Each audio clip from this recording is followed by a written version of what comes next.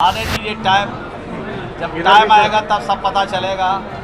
ढोलक पर जितना ताल लगना चाहिए नहीं लगता, दूसरे ही जगह ताल ठोकते हैं। ठोकने दीजिए, जो लोग ठोक रहे हैं ताल, उनको 2025 में पता चलेगा। और जब सत्ता में चले जाते हैं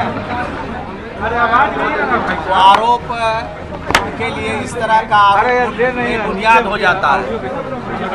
कहीं न कहीं सत्ता से हटने का मलाल तो होता है, अब वही मलाल सता रहा है उनको, तरह तरह की बात बोल रहे हैं कि उससे बुरा कोई कसीदा नहीं है। तो जब सत्ता हाथ से निकल जाती है तो इसी तरह की आवाज़ उनके मुंह से निकलता है। पूरी तैयारी है 2025 का चुनाव एनडीए के पक्ष में होगा, गठबंधन जो हमारा है उसके पक्ष में होगा। अब पूर्ण बहुमत के साथ सरकार बनाएंगे।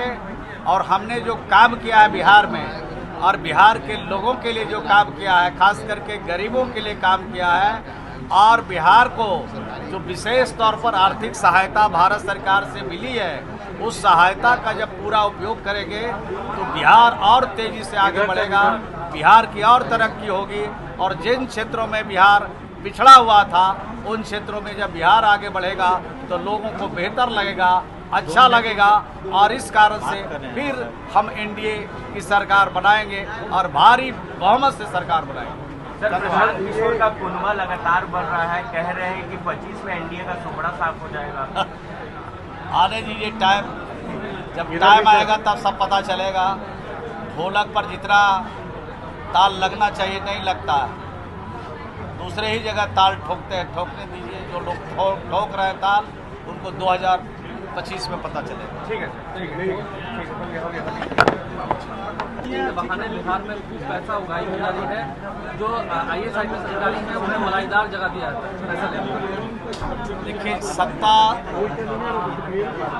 से जब हटते हैं लोग तो इसी तरह का आरोप लगाते हैं, और जब सत्ता में चले जाते हैं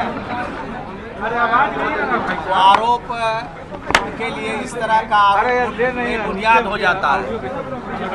कहीं न कहीं सत्ता से हटने का मलाल तो होता है, अब वही मलाल सता रहा है उनको, तरह तरह की बात बोल रहे हैं, लेकिन उनके बातों में कोई दम लगता नहीं है।